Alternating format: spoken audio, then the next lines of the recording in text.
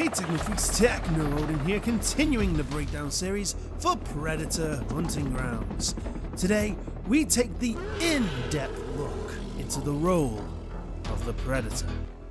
The Predator has one goal: kill and claim the fire team for your collection. This is done through utilizing your tools, surroundings, and otherworldly speed and agility to your advantage. Predator has three classes: the standard issue hunter, the swift and agile scout, and the don't f with me, I eat bullets for breakfast berserker. There's also the 87 jungle hunter for those pre-orders, but that's effectively a nostalgic reskin for the standard hunter. The hunter is your starting class and is pretty much what your standard predator should be: one well-rounded, ugly motherfucker. The scout sacrifices that cumbersome armor to be able to move faster and sprint for longer while leaping a lot more often, allowing you to really traverse the map at the cost of its health and gear capacity, effectively making it rely on ranged combat. Definitely a good option for the downrange perk, giving a 10% range attack boost. This will help that class a lot. Last but not least, the Berserkers Motto is why be a glass cannon when you can be a leopard too. This class cares very little about anything: how fast it moves, how many times it can leap, or even how many bullets it's taking while it plows into the fire team. With the highest health pool and gear capacity, alongside the class's passive 10% boost to melee weapon damage and the 10% boost from the Fearless perk, this is the one and only up close and personal class.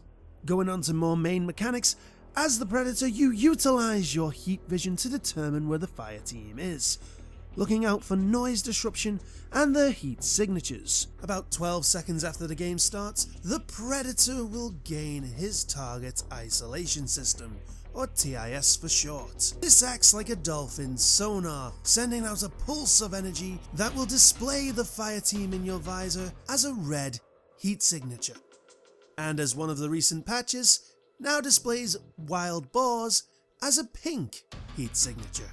Now the fire team have ways of negating this by using mud to block out their heat, and also using melee weapons and suppressors to reduce the noise.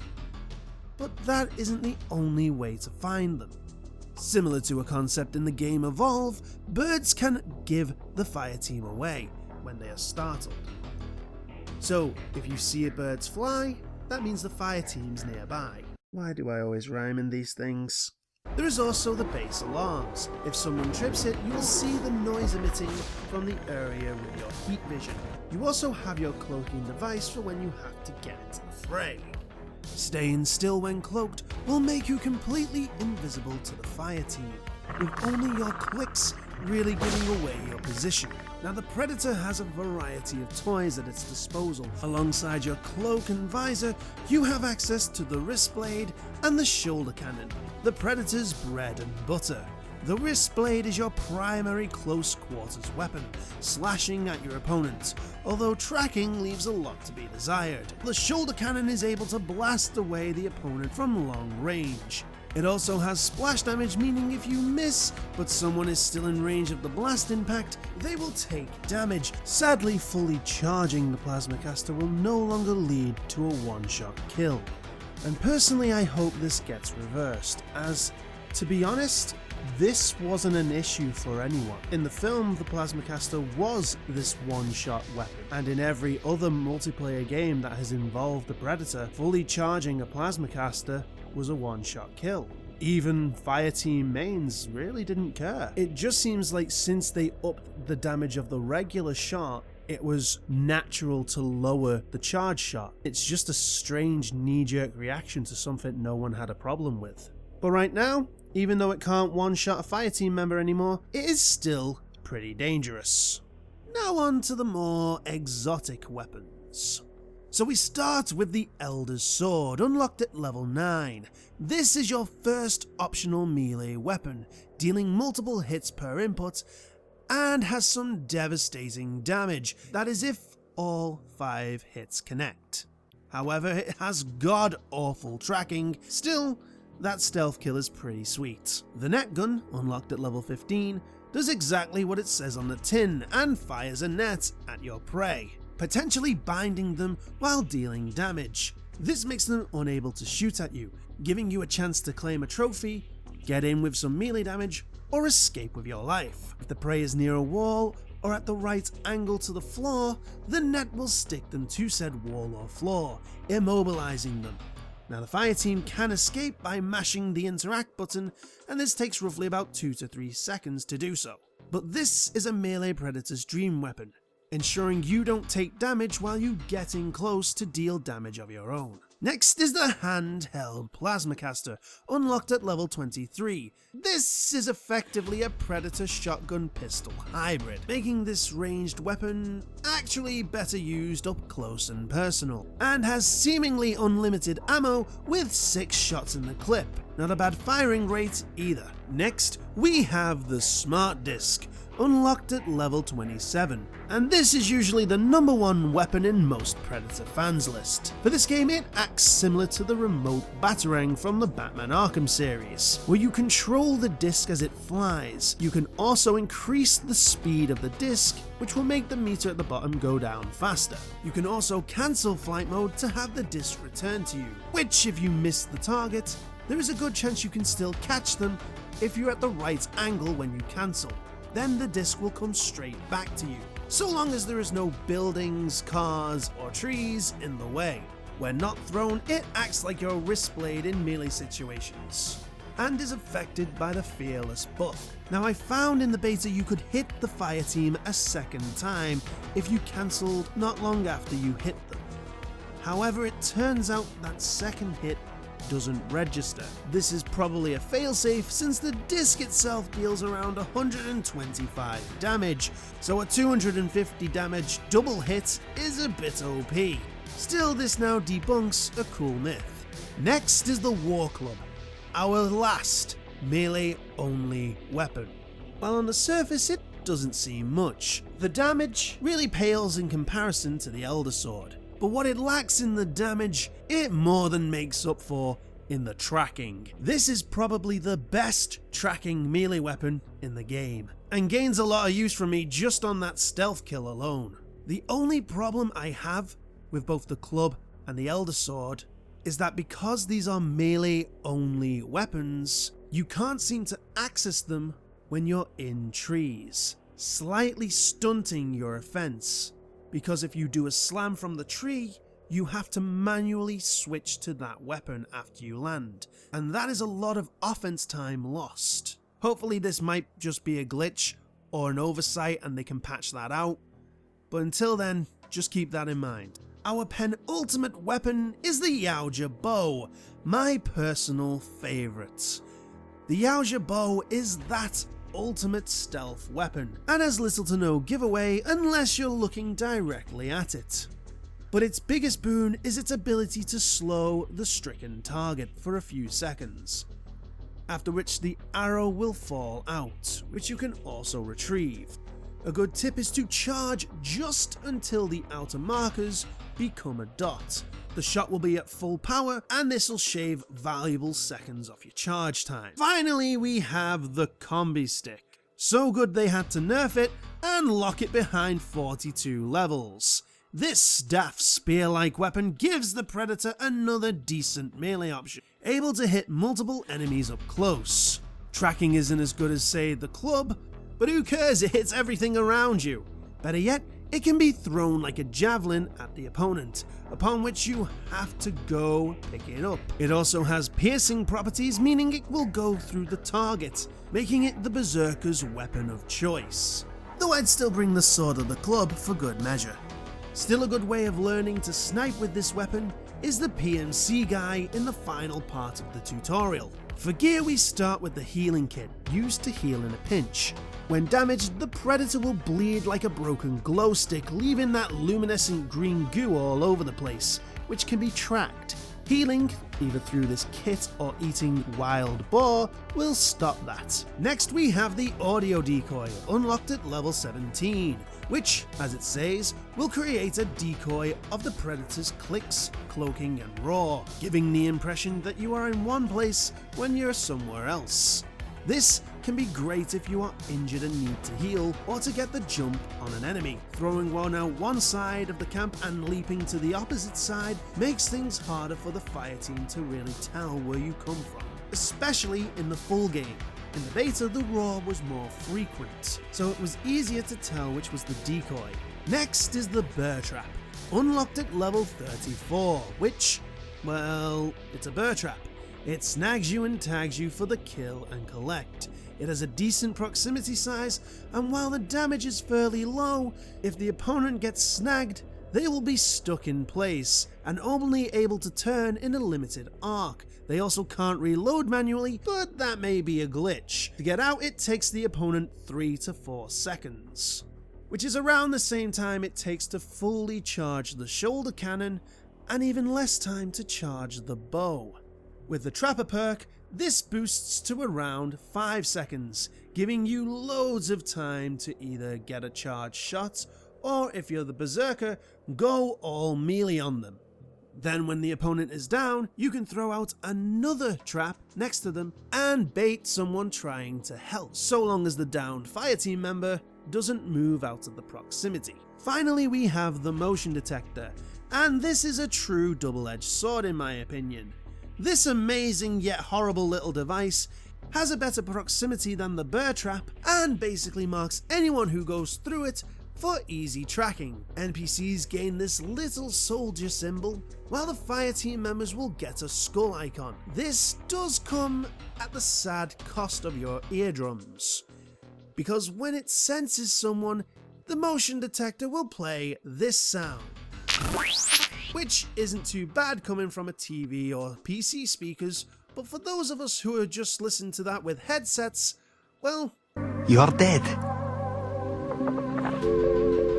For gear builds, I would say it depends on the class, but health packs still feels like a must. Sure, with the TIS locating boars now, things are a lot easier, but relocating said boars, even with the icon on the map, is easier said than done as the game goes on. If you leave a dead boar long enough, all that body heat goes away. Great attention to detail, Ilphonic, but not so great for my glowstick bleeding friend over here. I would really like the symbol that appears when you are close enough to interact with the boar to be visible much farther away, mainly as the real-time indicator. Then I could think you could afford to maybe drop the health pack. Finally, let's touch on the last big plays the Predator has: Second Wind and Self-Destruct. After losing all your health, Predator will enter the Second Wind phase, a last-ditch effort to flee and heal up. You won't have access to anything but your fast sprint and normal jumps. Once you are safe, you can heal and get back into the game, or you can give up and activate Self-Destruct. Once down completely, you will have a chance at one last hurrah, and blow you and anything in your radius to hell and back. It takes a bit of time, and if everyone really focuses you, they can still kill you before you activate it. And even if you activate it, they can try and defuse it. But if you activate it, and they don't defuse it, and they don't get away in time, well...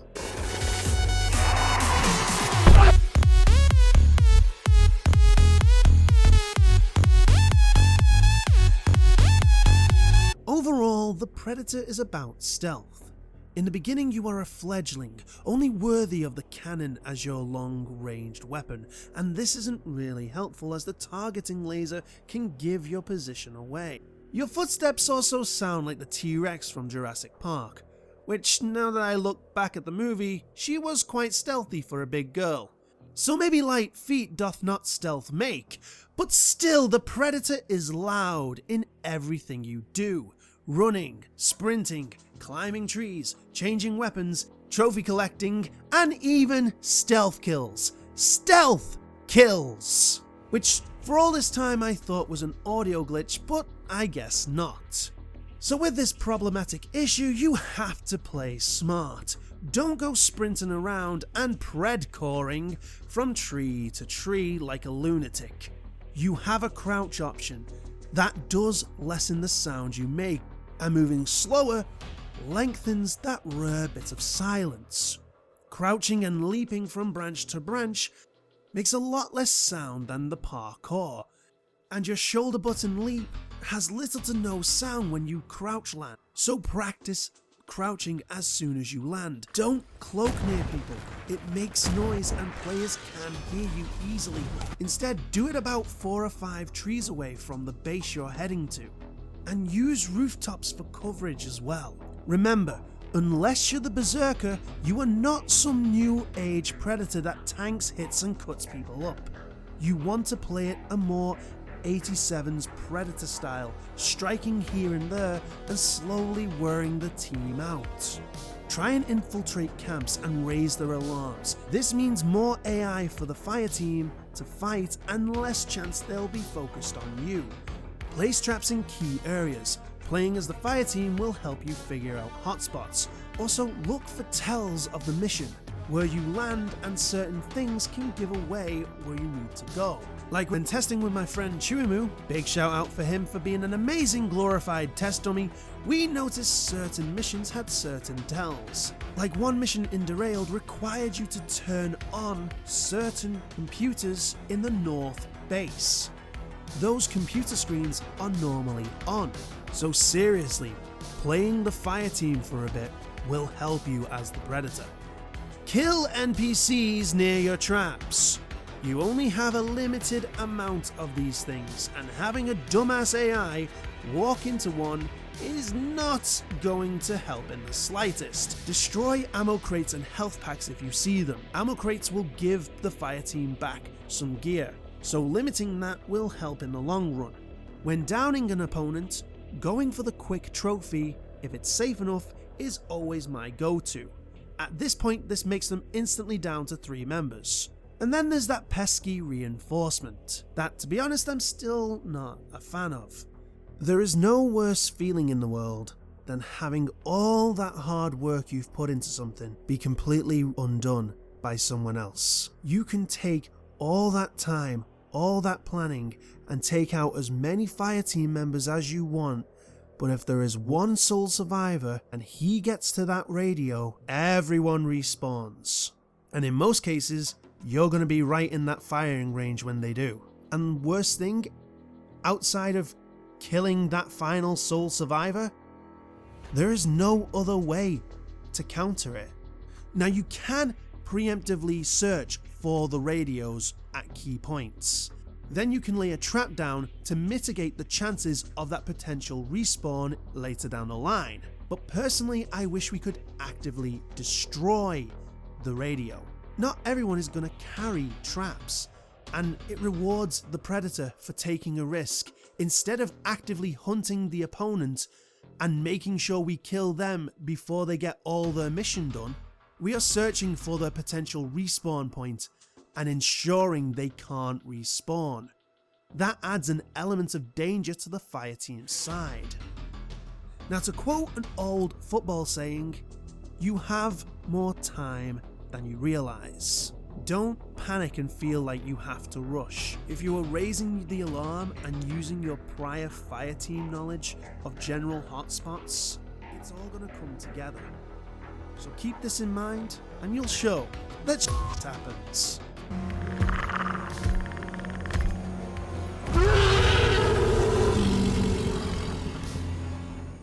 Okay, that's it for today's breakdown. If you like what you've seen and you want to see more, don't forget to like, subscribe, hit the bell thingy, and share this video. Also, if you have any tips and tricks you found yourself, share them in the comments section below. And finally, tune in next time where we ain't got time to bleed with the fire team. But until that day, this has been Techno Odin. Stay home and stay safe.